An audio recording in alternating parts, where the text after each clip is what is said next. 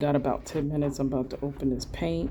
Soon and very soon gonna have to get another phone. I just dropped this one and it now no sound. So how I usually listen to a video and record it, I'm trying to get it up on my laptop, but I really only have,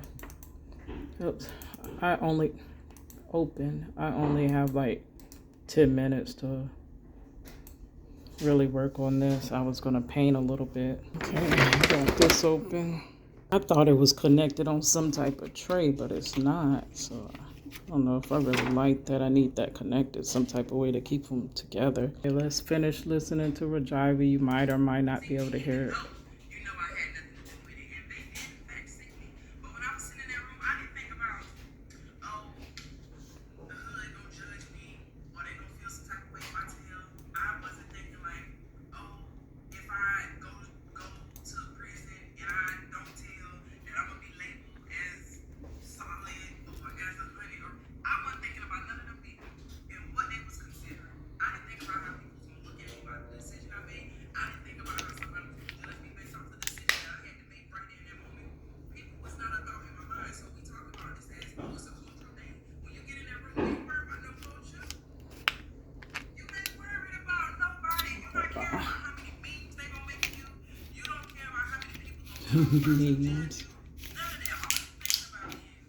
I'm trying to get this open. This is not easy.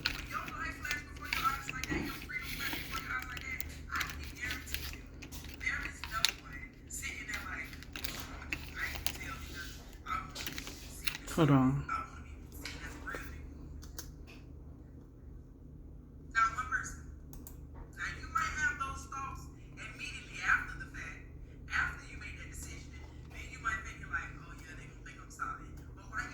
I need something to hold this.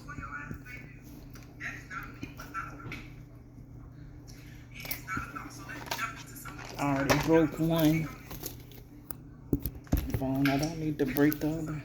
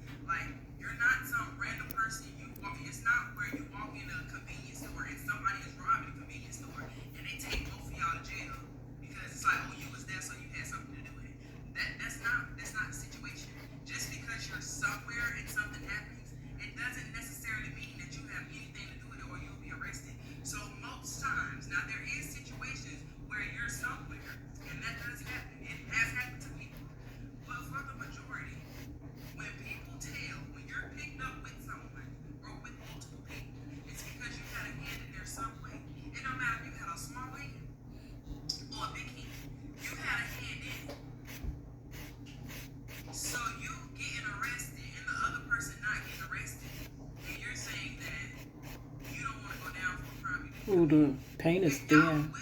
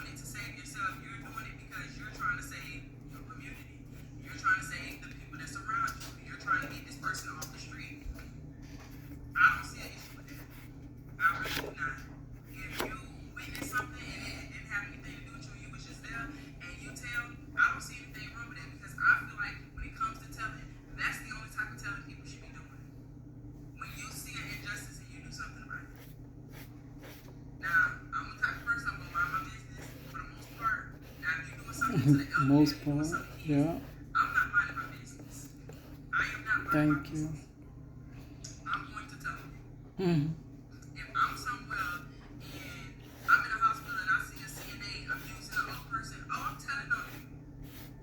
Mm.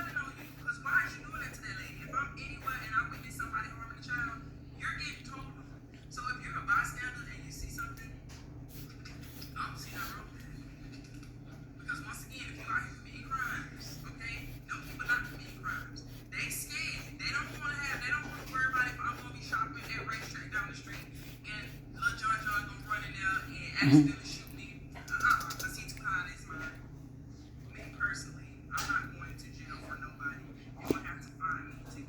Mhm.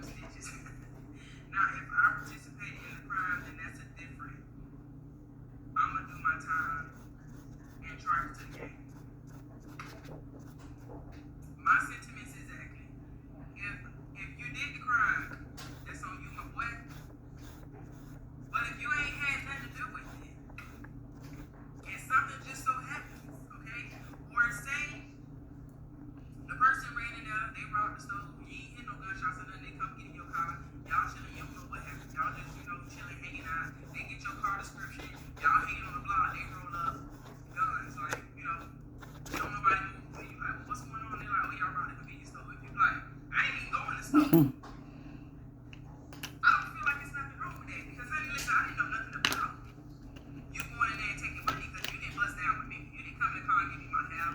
See, that's the same thing with Marcello right there.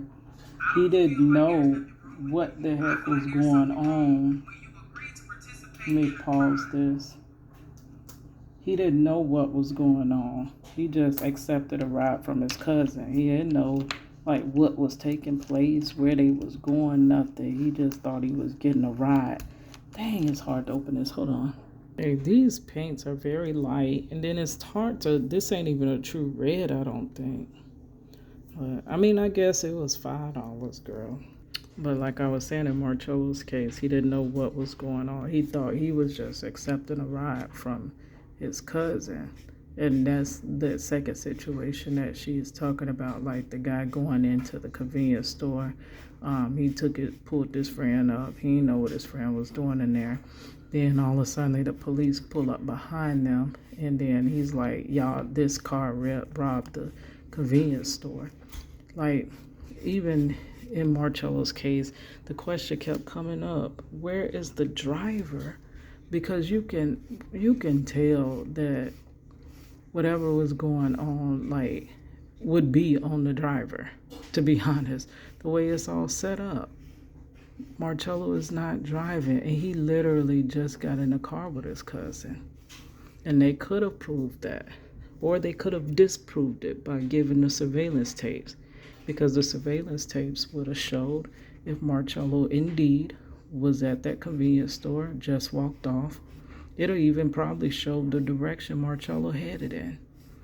So if he was just there in the and you could have coincided that with the club surveillance and been like, oh well, we're scanning the perimeter, the outside surveillance, and we don't see no sign of, this black guy with dreads, because that was the only description they had of Marcello, which that's half of Orange County description. Where's her ear? That's half of Orange County, Orlando's description. Black guy with dreads. Yeah. And then the thing is that the two guys, after this happened, they knew they was going to get substances.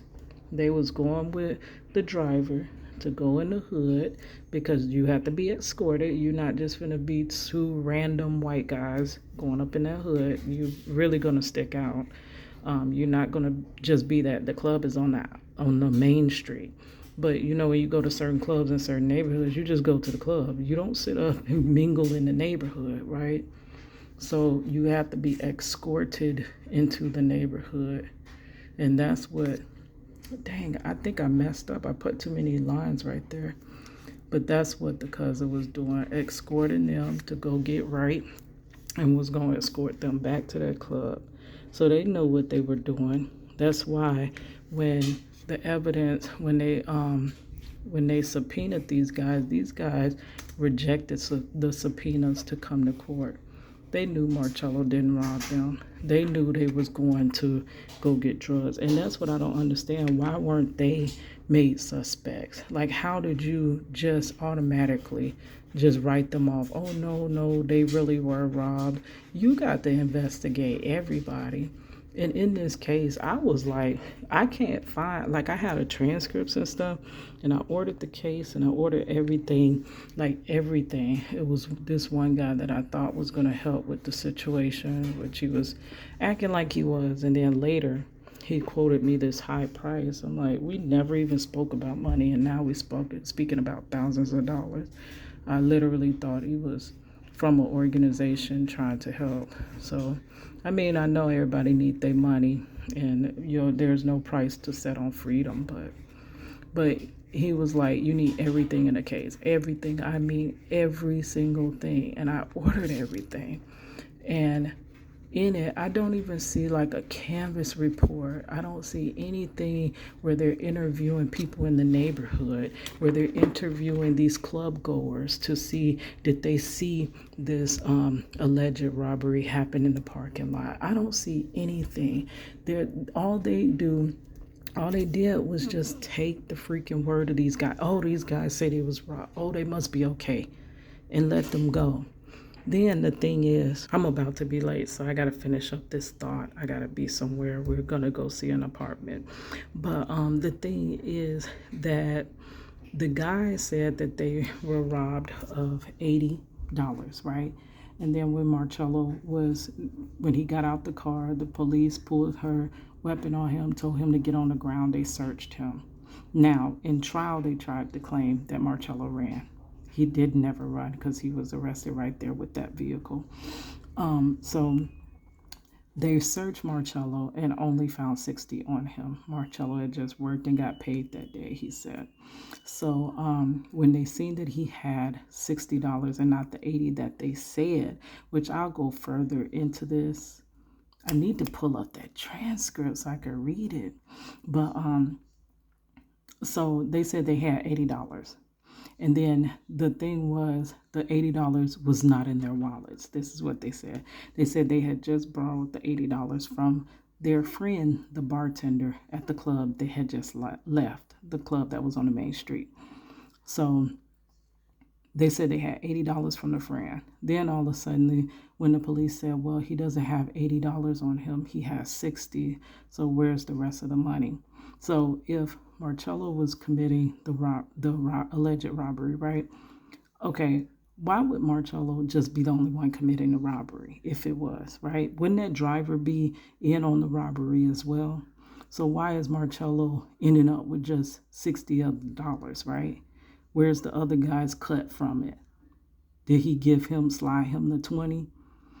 But they're trying to clear that driver. They really don't want that driver to be a part of the trial, because now they have to protect that driver. That's what I'm trying to relay. I'm probably not relaying it correctly, but they got to protect that driver, because now the driver is giving them information saying that, yes, I'm going to help you. I'm going to work with you. Marcello's the mastermind. He's the one that set this all up. So now they have to protect the driver, right? So when the monies didn't line up, and the guys, that doesn't even make sense. How y'all didn't have no money on you, but then you all of a sudden went and borrowed some money from the bartender? Like, where's the interview from the bartender? Hey, did these two guys borrow $80 from you? I mean, $60 from you? Oh, yeah. If I'm your friend and I'm your bartender friend, I'm like, yeah. Such and such came and borrowed a couple dollars from me, a couple 20s. They're going to ask me right off, how much did you give them? Oh, I gave them such and such. Where are those reports in this case? They searched Marcello, found that $60 on Marcello, and said, do you mean 60? Because he don't have 80 on him. They took the 60 from Marcello, which was Marcello's money that he had just got paid, and gave it to them, and told them to be on their way, that they're fine to go. And they were never brought up on anything. Then when they asked them to come to court, because they needed them to testify against Marcello, as long as they had someone to say, yes, Marcello, in fact, did rob them, then they can proceed, right? So when trial came, these two guys didn't come. They ignored 3 subpoenas to come to court. Now, oh, wait, before I get to that, after all this happened, after the car stopped, the police stopped the car, Marcello was taken to jail. Guess where the 2 patrons went? And the driver ran off, right? Guess where the 2 patrons went? They went back to the club. They even lied about being at that club all day. Now, I know somebody that knows that club. They claimed they were on their way home. Why would you be on your way home? Why would you be there during the day first when the event hadn't started? That big event, that big dance had not started yet. That dance is later in the night. So when all this ended, they were able to go, they went right back to that club after all this ordeal, went back to that club. With now they have Marcello $60 in pocket. And they were asked on the stand, hold on now, you was just robbed at G Point. You fear for your life. Why would you return back to the club where you were just robbed? They said, because we were so shaken that we had to get a drink. Baby, I'm not understanding how all this is making sense, but in the eyes of the law, it made plenty sense. So the person that was about to rob you, that you were so fearful of and all of that, you don't want to come to court to make sure this person is put away. They ignored 3 subpoenas to come to court. They didn't reach out to anybody. They didn't reach out, right? So when court came, neither one of them showed up. Neither showed up. And they were supposed to let Marcello go that day because nobody was there to press charges against them. Instead, and this is how Marcello's public defender, this is one way that he worked against Marcello. If he had just kept his hands off the case, Marcello would have been set free. But he stepped forward and said, hold on, Judge, we need a continuance because the 2 guys pressing charges against my client are not in court. He said, give me a chance to get them to court. So he comes out and he tells us that are waiting outside in the little lobby, oh, court is going to be postponed today because the guys didn't show up to court. And he said the judge is going to continue the case to a later date. It was like, so what does that mean? I guess we were all the way boo-boo the fools, right? We was like, what does that mean? He was like, oh, that means that if they don't show up next time, all charges have to be dropped. But I found out that they moved off to a different state, to 2 different cities. Why did they move away? They moved off. You want the person that robbed you, right? Why would you move away? They moved off to 2 different states, ignored 3 subpoenas to come to court to testify against Marcello. So he said, your lawyer, Marcello, I'm going to go out of town to see if I can get them to court.